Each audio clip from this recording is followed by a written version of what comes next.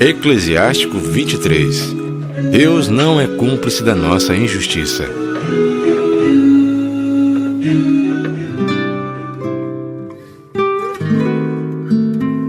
Senhor, Pai soberano da minha vida, não me abandones ao capricho deles, e por culpa deles não me deixes cair. Quem irá dar chicotadas em meus pensamentos e disciplinar a minha mente com a sabedoria, para que os meus erros não sejam poupados e as culpas deles não sejam toleradas? Dessa forma, os meus erros não se multiplicarão e os meus pecados não se avolumarão. Não cairei diante dos meus adversários, e o meu inimigo não se alegrará às minhas custas. Senhor, Pai e Deus da minha vida, não permitas que o meu olhar seja altivo. Afasta de mim os maus desejos, que a sensualidade e a luxúria não me dominem. Não me entregues ao desejo vergonhoso. Meus filhos, escutem como disciplina a boca. Quem assim fizer, nunca será surpreendido. O pecador será apanhado por seus próprios lábios, e o maldizente e o orgulhoso tropeçarão neles. Não se acostume a fazer juramentos, nem se habitue a repetir o nome santo. O escravo está sempre sob o controle e não escapa de ficar marcado pelos golpes. O mesmo acontece com quem jura e repete o nome de Deus por qualquer coisa. Nunca ficará livre de pecar. O homem que vive fazendo juramentos acaba cometendo muitos pecados, e o chicote não se afastará da sua casa. Se ele erra, cai em pecado. Se não cumpre o juramento, peca 2 vezes.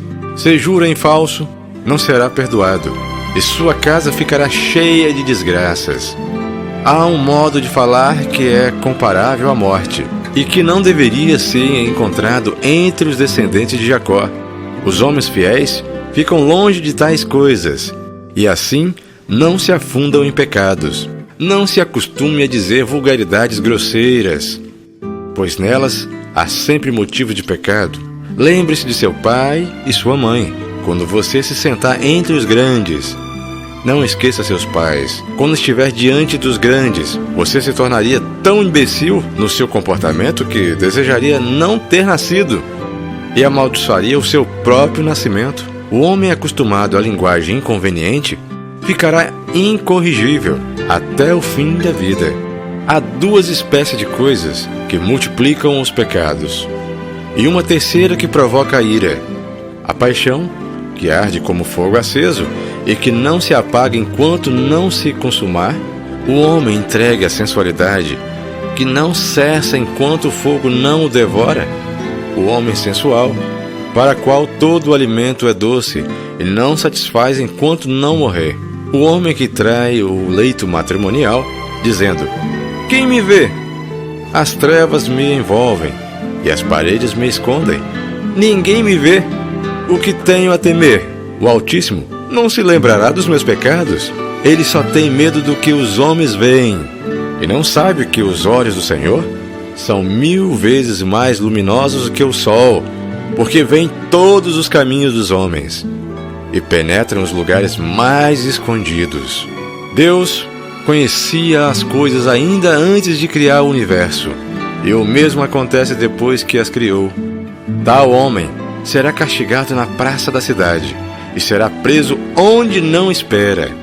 O mesmo acontece com a mulher que abandona o marido e gera um herdeiro com outro homem. Em primeiro lugar, ela desobedece à lei do Altíssimo.